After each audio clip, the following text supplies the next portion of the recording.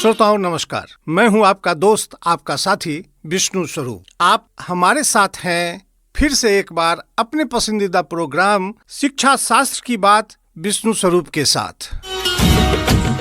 दोस्तों, एक बात है कि शिक्षा शास्त्र की व्यापक परिचर्चा में आप हमारे साथ लगे हुए हैं, सुन रहे हैं और इस प्रोग्राम को आप पसंद भी कर रहे हैं। आज के इस प्रोग्राम में हमने नई शिक्षा नीति को ही अपना विषय बनाया है। आजादी से पहले और आजादी के बाद शिक्षा जगत में कुछ ऐसे निर्णय समय समय पर लिए गए जिसने भारत के शिक्षा जगत में व्यापक फेरबदल किया। सरकार का ये महत्वपूर्ण कदम रहा है। आजादी के बाद भी विकास की सीढ़ियों पर चढ़ने के लिए शिक्षा सर्वाधिक फोकस का केंद्र रहा है। आप जानते हैं कि यह व्यवस्था भारत के नागरिकों के लिए संविधान प्रदत्त है। संविधान के विभिन्न अनुच्छेदों में शिक्षा को रखा गया है। यह संविधान द्वारा 21A के मौलिक अधिकार की श्रेणी में भी आता है और राज्य सरकारें विधि द्वारा इसे स्थापित करती है। आज हम बात करेंगे नई शिक्षा नीति पर, न्यू एजुकेशन पॉलिसी, जिसका मकसद छात्रों के सर्वांगीण विकास को सुनिश्चित करना। इस नीति के तहत शिक्षा को ज्यादा समग्र और व्यापक बनाने पर जोर दिया गया है। नई शिक्षा नीति 2020 की मुख्य बातें क्या है और किन कारणों से यह सरकार की शिक्षा नीति में एक महत्वपूर्ण आवश्यक कदम साबित हो रहा है। आज हमारे साथ हैं East and West Teachers Training College के चेयरमैन डॉक्टर रजनीश रंजन जी, जिनसे बातें होंगी नई शिक्षा नीति पर। तो श्रोताओं, पहले यह गीत सुने और फिर हम अपनी बातों को आगे बढ़ाते रहेंगे। आप सुन रहे हैं रेडियो ईस्ट एंड वेस्ट 88.4 पर शिक्षा शास्त्र की बात विष्णु स्वरूप के साथ। आज हमारे स्टूडियो में हमारे मेहमान बिहार के युवा शिक्षा शास्त्री कोशी पुत्र के नाम से मशहूर ईस्ट एंड वेस्ट शैक्षणिक संस्थान के समूह के चेयरमैन डॉक्टर रजनीश रंजन जी। डॉक्टर रजनीश रंजन जी, आपका स्वागत है। बहुत बहुत धन्यवाद विष्णु स्वरूप जी। आज शिक्षा शास्त्र की बात विष्णु स्वरूप के साथ कार्यक्रम में आपने हमें बुलाया, इसके लिए आपको भी और आपके सभी श्रोताओं को भी दिल से आभार। धन्यवाद। नई शिक्षा नीति पे आज हम आपके साथ चर्चा करेंगे। नई शिक्षा नीति बेशक सरकार की एक महत्वपूर्ण पहल है, लेकिन इसे शायद ठीक से समझ पाना लोगों के लिए आसान नहीं हो रहा है और इस पर विमर्श का एक दौर चल रहा है। तो हम चाहेंगे कि इस पर अगर आप थोड़ा विस्तार से प्रकाश डालें तो लोगों को कुछ सुविधाएं समझने में जरूर प्राप्त होगी। मुझे लगता है कि नई शिक्षा नीति को जानने से पहले हमें भारत के शैक्षणिक इतिहास पे जोर देना चाहिए जी। जब ब्रिटिश काल का समय था, उस समय की नीति और आज की नीति, क्योंकि नीतियां जब बनती है तो पिछली नीति में जब कुछ कमी रहता है तभी हम नए की तरफ जाते हैं।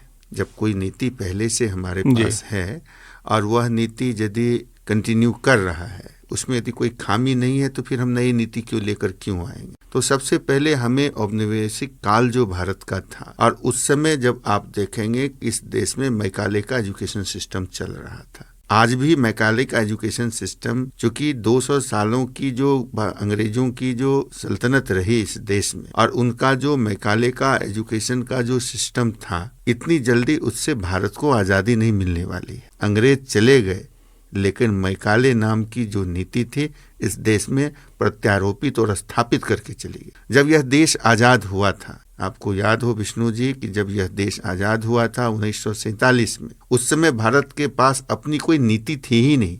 आप कहते हैं कि मैकाले के एजुकेशन सिस्टम ने इस देश को बर्बाद कर दिया, लेकिन मैं कह रहा हूं कि नई शिक्षा नीति आने से पहले हमें भारत में शिक्षा शास्त्र के इतिहास पे चर्चा करना होगा। क्योंकि आपका कार्यक्रम ही है शिक्षा शास्त्र की बात विष्णु स्वरूप के साथ, तो विष्णु तो सर्वव्यापी है और विष्णु का स्वरूप तो जहाँ देखिए वहाँ ही है, और शिक्षा के रूप में आप हर जगह अपने आप को विद्यमान किए हुए हैं। लेकिन हमें लगता है कि नई शिक्षा नीति 2020 की चर्चा करने से पहले हमें अपने इस देश के इतिहास को पलटना होगा। आपने बहुत अच्छा चीज की चर्चा भी किया कि भारत के संविधान के अनुच्छेद 21A में शिक्षा की चर्चा है, लेकिन श्रीमान भारत का जो संविधान बना वो 26 नवंबर 1949 को इस देश के सामने आया। 26 जनवरी 1950 को लोकार्पण हुआ इस देश के सामने, तो क्या भारत 1950 में आजाद हुई थी? नहीं, भारत 1947 में आजाद हुई थी। लेकिन उससे पहले, सबसे पहले जाना पड़ेगा हमें 1937 ईस्वी में। तो डॉक्टर साहब, मैं एक चीज आपसे ये भी जानना चाहूंगा कि ये शिक्षा का जो ये क्रम है, इसे आप उत्तरोत्तर विकास की बात कह सकते हैं, आजादी से पहले और आजादी के बाद। मतलब शिक्षा और इनकी नीतियों को हम दो भागों में बांट के देख सकते हैं। तो पहले अगर आप इस पे बात कर लें कि शिक्षा इसका जो कालक्रम था, आजादी से पहले क्या था और हमने किसको आधार बनाया। मैं वही बता रहा हूँ कि 1947 में जिस वक्त हमारा देश आजाद हुआ, उससे पहले जब मैकाले का एजुकेशन सिस्टम, दरअसल देखिए कि भारत की आज़ादी भले 1947 में हो, लेकिन इसकी पृष्ठभूमि जो है 4 दशक पहले ही लिख दी गई। प्रथम विश्व युद्ध के बाद द्वितीय विश्व युद्ध का जो क्रम था, उस समय ही यह मान लिया गया था कि अब यह देश आज़ाद होने वाला है, सिर्फ कागज पे दस्तखत खाली बाकी था। तो उस समय इस देश में जब आज़ादी की बात आई, तो उस समय महात्मा गांधी ने इस पर चर्चा किया, और इसलिए हम कहते हैं कि हर एक शिक्षा शास्त्री को निस्संदेह गांधी की शिक्षा नीति, गांधी के शिक्षा दर्शन को पढ़ना चाहिए। और सबसे पहली इस देश में जो नीति आई भारतीयों के द्वारा, भारतीयों के द्वारा, इससे पहले अंग्रेजों के द्वारा था, भारतीयों के द्वारा जो पहली नीति लाई गई, जिसका नाम आप वर्धा कमीशन के नाम से जानते हैं। वर्धा एक जगह महाराष्ट्र में है जहाँ गांधी का आश्रम है, और वहीं पर एक नीति बनाई गई जिसका नाम रखा गया वर्धा कमीशन, या बेसिक एजुकेशन कमीशन भी हम लोग उसको नाम दिया। और उसमें जो चीजें थी, तो उन चीजों पर हम इस देश में, हमारा देश आजाद हुआ 1947 में। और 1947 में जब कैबिनेट बनी नेहरू जी की, आपको पता है कि नेहरू जी के कैबिनेट के पहले कानून मंत्री कौन थे? मैं अपने श्रोताओं के लिए ये विस्तार से मैं ये चीज श्रोताओं के लिए छोड़ कर जा रहा हूँ, क्योंकि यह कार्यक्रम शिक्षा शास्त्री और शिक्षा के प्रति प्रेम रखने वाले लोगों के लिए मैं छोड़ के जाता हूँ कि यह कार्यक्रम जब हमारे ऐप के जरिए जब आप सुनेंगे, तो ज़रूर कमेंट में इसका चर्चा करना है आपको कि जब देश आज़ाद हुआ और पहली मंत्रिमंडल जब बनी, कार्यकारी जब प्रधानमंत्री जब बने थे 1947 में, कोई आम चुनाव नहीं हुआ था, नेहरू जी कोई चुने हुए प्रधानमंत्री नहीं थे, तो उस समय कानून मंत्री का जिम्मेदारी किन्हें दिया गया और शिक्षा मंत्री का जिम्मेदारी किन्हें दिया गया? ये सवाल मैं छोड़ता हूं आपके श्रोताओं के लिए विष्णु जी। अब आते हैं इसके बाद की चर्चा हम लोग करते हैं कि देश, हम तो 37 से उन्हें शुरुआत किया, वर्धा कमीशन आ गई, देश आजाद हो गया। आगे अब हम लोग देश की आजादी के बाद, और मुझे लगता है कि जो अभी जो वक्त है आपके श्रोताओं को, क्योंकि हम 1947 के इर्द गिर्द हैं, और ये चर्चा हमें लगता है कि 2020 पहुंचने में बहुत समय लगेगा विष्णु जी। बिल्कुल, तब तक हम अपने श्रोताओं को एक आपकी पसंद का गीत सुना देते हैं। मुझे लगता है कि जो बहुत अच्छी एक, जिसको शुरुआती दौर में 47 में लोगों ने कहा कि भाई इसे राष्ट्रगान बनाया जाए, लेकिन राष्ट्रगान बना जनगण मन, तो लोगों ने कहा था कि सारे जहां से अच्छा हिंदुस्तान हमारा, हम बुलबुले हैं इसके, ये गुलसिता हमारा। हमें लगता है कि इस गीत की जरूरत है हमारे श्रोताओं को, और इस गीत का तब तक आनंद उठाइए, और इसके बाद हम लोग चर्चा करेंगे 1947 के बाद की शिक्षा शास्त्र।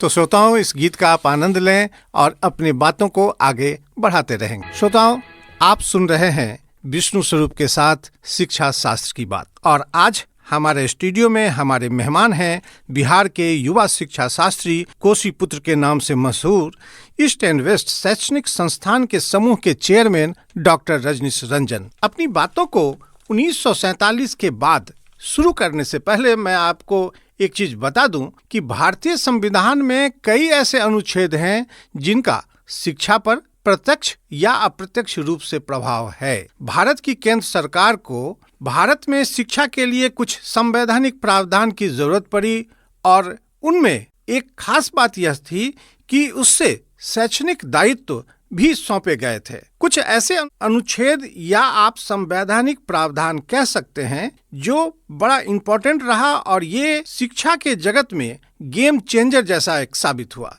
जैसे अनुच्छेद 45, मुफ्त और अनिवार्य शिक्षा का अधिकार, अनुच्छेद 21A शिक्षा का अधिकार, अनुच्छेद 15(1)(3) महिलाओं के लिए शिक्षा, अनुच्छेद 46 अनुसूचित जाति, अनुसूचित जनजाति और अन्य कमजोर वर्गों की शिक्षा और आर्थिक हितों को बढ़ावा देना, अनुच्छेद 25(28) 1, 2, 3 ये धार्मिक शिक्षा से जुड़ा हुआ है। श्रोताओं, इस तरह अनुच्छेद 29, 30, 350A, 351, 239 मतलब 239, 51A भी हैं, जिसके तहत शैक्षणिक संस्थानों की स्थापना, हिंदी का प्रचार, शिक्षा का अवसर प्रदान करना जो मौलिक कर्तव्यों में शामिल है। इन्हीं सब कड़ी को आगे बढ़ाते हुए नई शिक्षा नीति की तरफ भी हम आगे जाते हैं। आपको ये बता दें कि राष्ट्रीय शिक्षा नीति 27 अध्याय और 4 भागों में विभक्त है।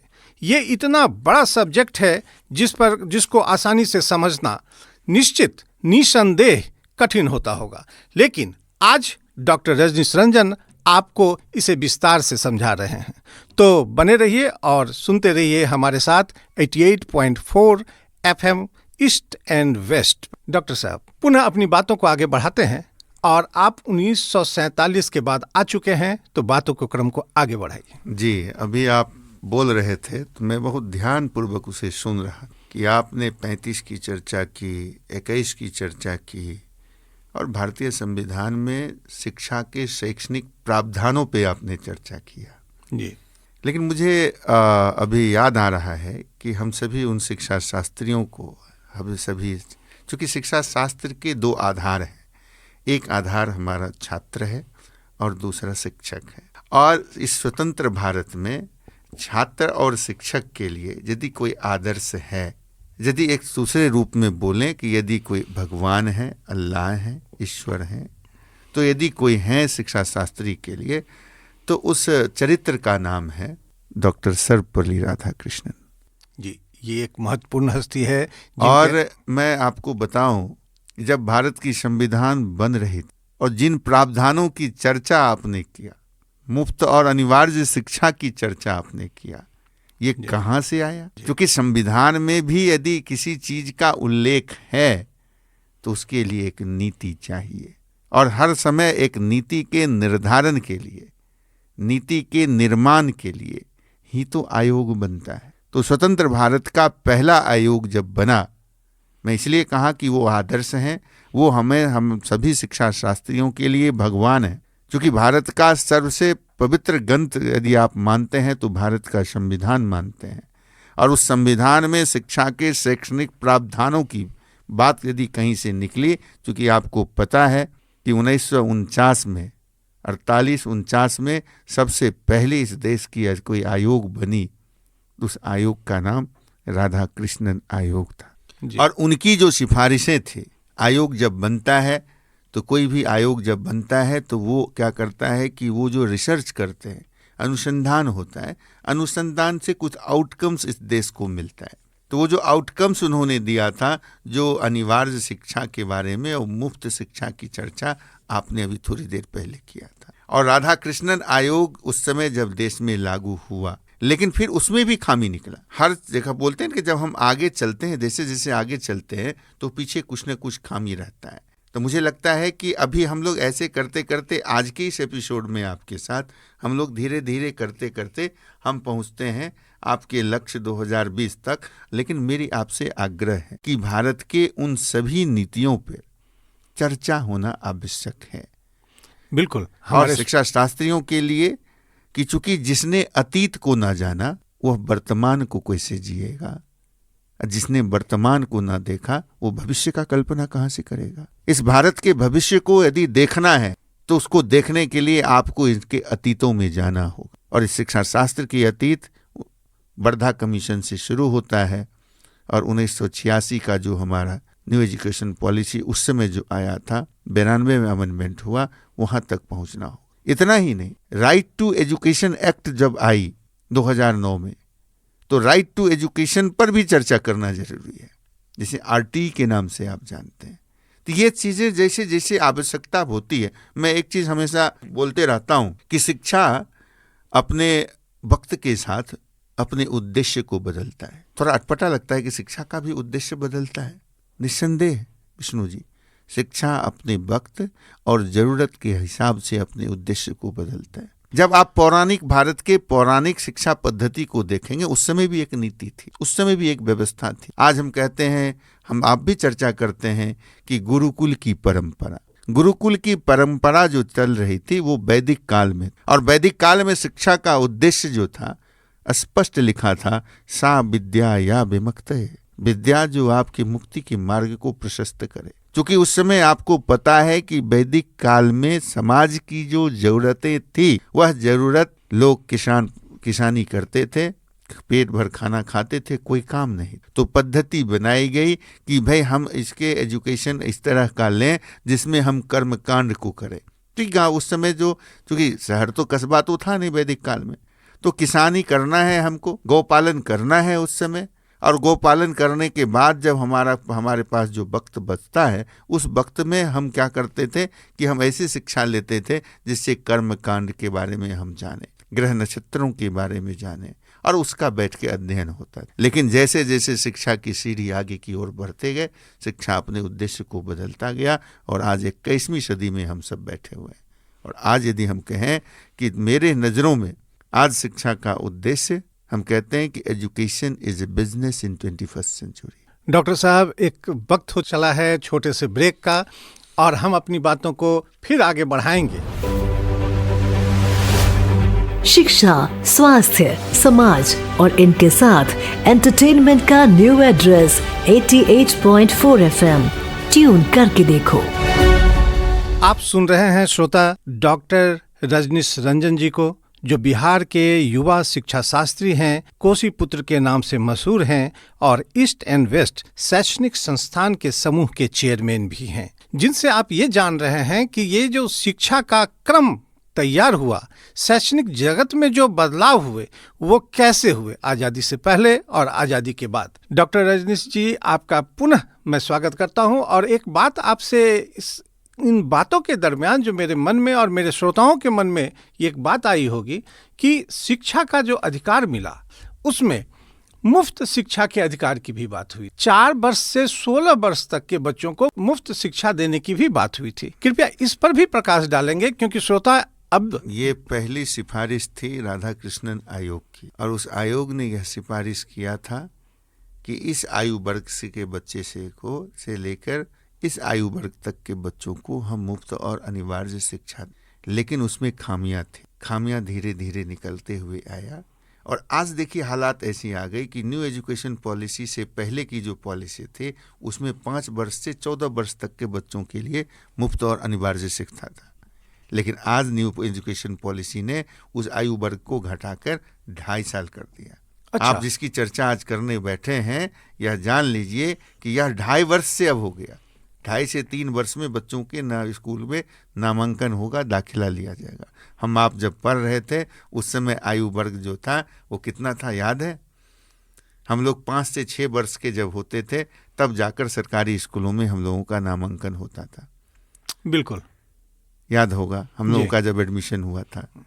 और जैसे जैसे वक्त बदला, बदलते वक्त के साथ देखिए आज 2.5 साल की आ गई। जो आप प्री स्कूल का जो कंसेप्ट आया, वो जो आंगनवाड़ी केंद्र जो था, उस आंगनवाड़ी को, जिसको फाउंडेशन के नाम से नाम दिया गया है। अभी हम आएंगे आपकी न्यू एजुकेशन पॉलिसी पे, लेकिन थोड़ा सा हम पीछे की ओर, अभी मेरी इच्छा है कि अभी पीछे की ओर जाएं। आप देखे होंगे कि भारत 1947 में आज़ाद हो गया। भारत में संविधान 26 जनवरी 1950 को लागू भी हो गया। लेकिन उस वक्त तक हमने कहा ना कि भारत के पास नीतियों की बहुत अभाव था। हमारे, आप घर में देखे होंगे, कई श्रोता भी सुन रहे हैं जो हमारे ओल्ड एज गार्जियन हैं, उस समय आप जानते होंगे कि हमारे पिताजी या दादाजी इंटरमीडिएट पटना विश्वविद्यालय से करते थे। जी। आप अपने बाबूजी से पूछिएगा, जिनके बाबूजी अभी अलाइव होंगे, उनसे पूछिएगा तो बोलेंगे कि हम तो इंटरमीडिएट हम जो किए थे वो पटना विश्वविद्यालय से किए। कुछ लोग बोलेंगे हम जो इंटर किए थे मिथिला यूनिवर्सिटी से किए थे, जब मिथिला यूनिवर्सिटी बन गया। मेरा ये कहना है कि ये ऐसा क्यों हुआ और किस ईस्वी तक हुआ था? आपको पता है इतिहास, विष्णु जी? नहीं। आप 1 मिनट पहले मैं आपको एक चीज़ और भी स्पष्ट कर लेना चाहता हूँ कि आपने कहा कि पहले जो उम्र सीमा थी वो 5 थी, अब बदलते भारत में उम्र सीमा घटा दी गई। मुझे याद है कि वेदों में एक बात कही गई थी जो शायद शंकराचार्य जी ने कहा था कि अपूर्ण में पंचमे वर्षे वर्णयामी जगत्रयम्, मतलब 5वें वर्ष की अवस्था की बात उस समय भी होती थी। तो फिर ऐसा क्या कारण आया जो ये उम्र सीमा घट गई? ये तो रिकमेंडेशन है न्यू एजुकेशन पॉलिसी 2020 का, हम उस पर चर्चा करेंगे। अभी हम चर्चा कर रहे थे कि अभी तो चूंकि आप इससे पहले जो अभी अपनी बात को आपने रखा उसमें कई जगह आपने संवैधानिक प्रावधानों का चर्चा किया है, तो मुझे लगता है कि पहले उन प्रावधानों को पहले चर्चा कर लें, तब हम लोग न्यू एजुकेशन पॉलिसी तक पहुंचेंगे। क्योंकि स्वतंत्र भारत के इतिहास में शैक्षणिक और शिक्षा शास्त्र के इतिहास पे जब हम आप चर्चा करते हैं बहुत व्यापक है। मुझे लगता है कम से कम 30 से 40 एपिसोड आपका लगेगा, 40 दिन कम से कम लगेगा। 40 दिन से, चूंकि आपने कहा कि 28 अध्याय हैं आपके न्यू एजुकेशन पॉलिसी 2020 के, जिसमें 14वां अध्याय हम लोगों को मिला है टीचर्स एजुकेटर्स के लिए। हम उसके भी चौथे नंबर पैराग्राफ पे पहुंचेंगे। आप उस न्यू एजुकेशन पॉलिसी के 14वें अध्याय के 5वें नंबर पैराग्राफ की अंतिम लाइन पे भी चर्चा करेंगे। जो शिक्षा शास्त्री के मन में आज सवाल है कि इस 2 वर्षीय बीएड का क्या होगा।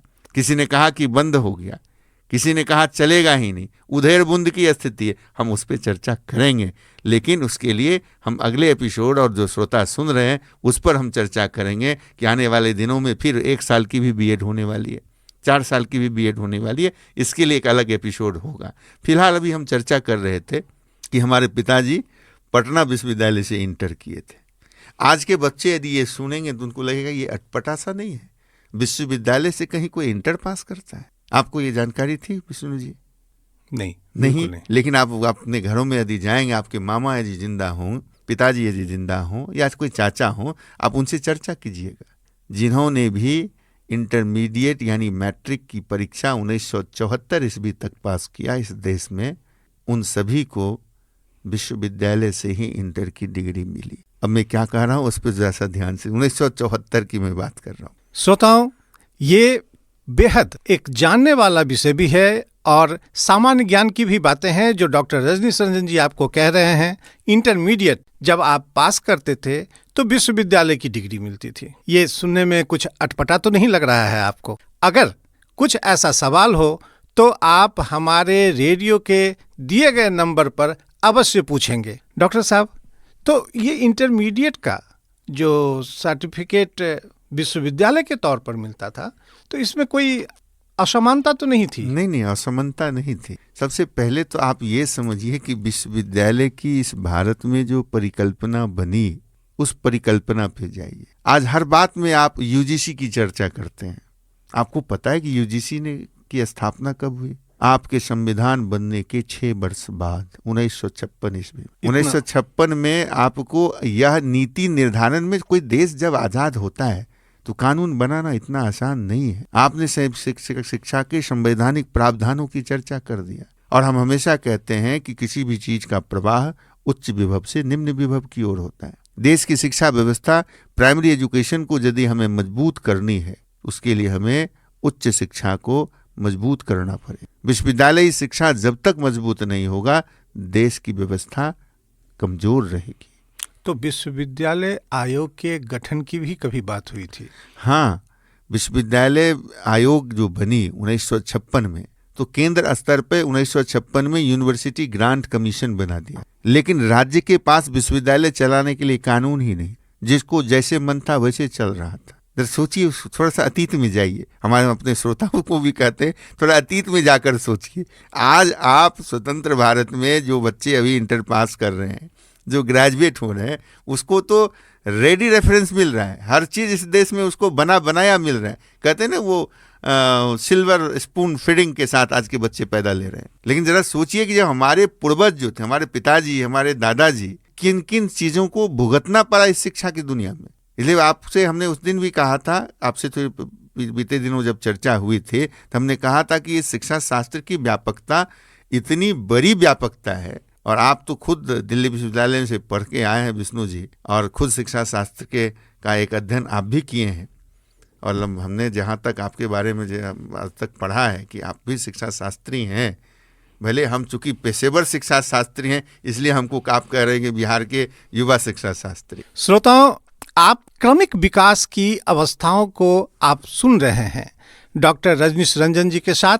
अब एक डॉक्टर साहब के फरमाइश का एक गीत आपके लिए प्रस्तुत है। पिघला दे जंजीरें।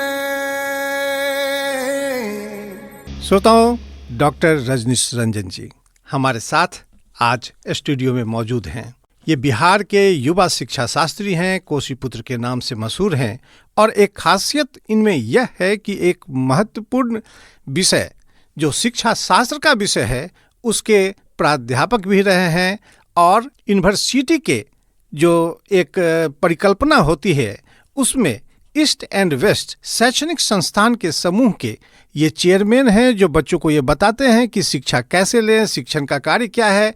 इसके अतिरिक्त एक महत्वपूर्ण बात और भी है जिसमें डॉक्टर रजनीश रंजन जी आपको शिक्षा के इतिहास की जानकारी दे रहे हैं, आज़ादी से पहले, आज़ादी के बाद तक। तो डॉक्टर साहब, श्रोताओं आपको ये भी बता दें कि डॉक्टर रजनीश रंजन जी पूर्णिया विश्वविद्यालय के सीनेट सदस्य भी हैं। मतलब शिक्षा के प्रत्येक स्तर पर इनका कहीं न कहीं योगदान हमेशा से मिलता रहा है। बातों को क्रम को आगे बढ़ाते हैं और डॉक्टर साहब से ये जानकारी भी लेते हैं कि विश्वविद्यालय आयोग के गठन के समय क्या हुआ और इसकी क्या ऐसी बातें आई जो सरकार को विश्वविद्यालय के गठन के लिए एक अलग से प्रावधान बनाना पड़ा। 1956 में जब विश्वविद्यालय अनुदान आयोग का गठन हुआ तो केंद्र स्तर पर ये चीज़ें तो स्थापित हो गई, लेकिन राज्य में स्थिति ऐसी थी कि राज्य में अलग अलग विश्वविद्यालय था। उसमें पटना विश्वविद्यालय, बिहार विश्वविद्यालय, रांची विश्वविद्यालय, यदि हम बिहार के परिदृश्य में यदि बात करें तो पुराने ये 3 विश्वविद्यालय हैं। लेकिन विश्वविद्यालय को गाइड करने के लिए यूजीसी तो बनी। लोग समझते हैं कि यूजीसी मतलब बहुत बड़ी, यूजीसी का मतलब ये विश्वविद्यालय अनुदान आयोग, चूंकि शिक्षा समवर्ती सूची में आता है, केंद्र का भी अंश इसमें जाएगा और राज्य का भी अंश जाएगा।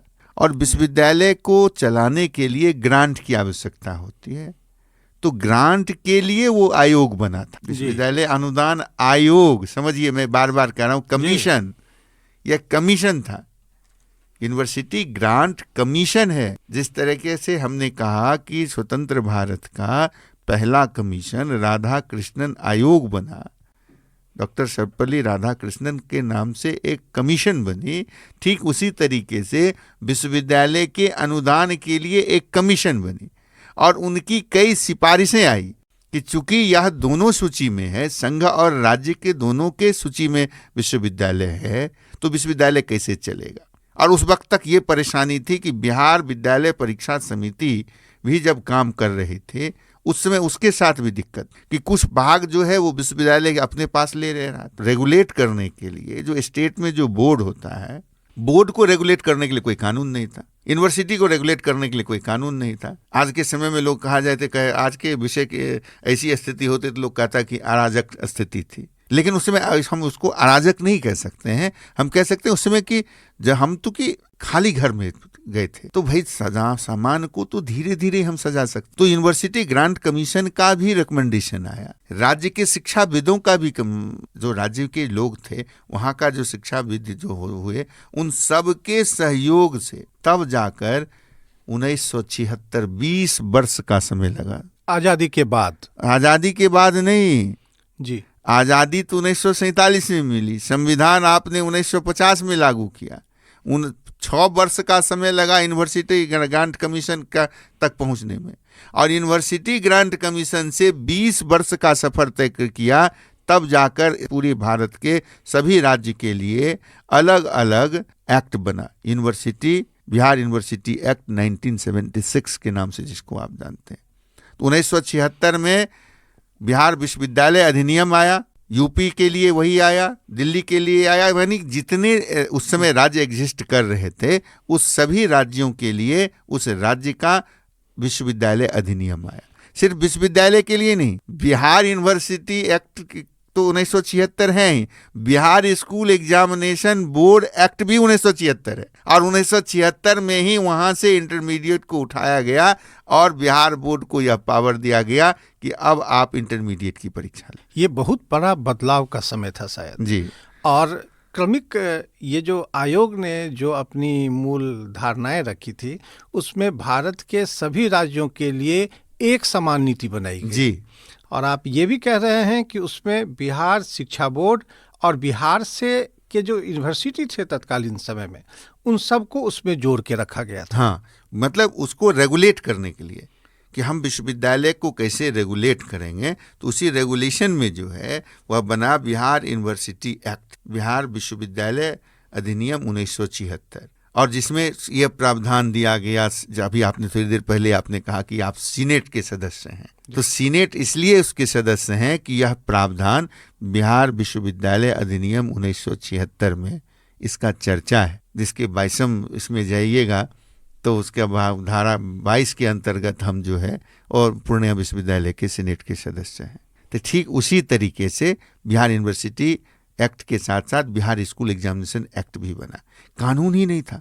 अब सोचिए तो, देश 47 में आज़ाद हो गया, 76 तक हमारे पास कोई बेहतरीन कानून नहीं था कि हम कैसे रेगुलेट करेंगे। जिसको मन वो मैट्रिक पास कर गया, कोई जाके इंटरमीडिएट कहीं से पास करके आ गया, ऐसी व्यवस्था बनी हुई थी। हम सब खुशनसीब हैं कि हम लोग जो है 90s वाले मैट्रिक पास हैं। धीरे धीरे परिस्थितियां बदलती रही। श्रोताओं, बातों को विस्तार से सुन रहे हैं आप पूर्णिया विश्वविद्यालय के सीनेट सदस्य डॉक्टर रजनीश रंजन जी से, जो बिहार के युवा शिक्षा शास्त्री भी हैं, कोशीपुत्र के नाम से मशहूर भी हैं।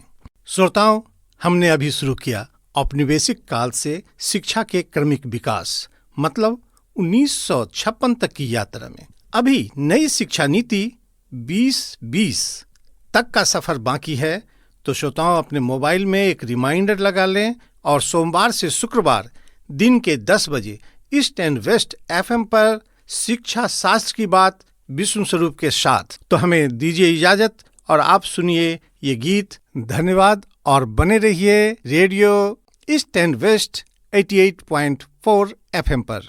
खुदा हाफिज, नमस्कार।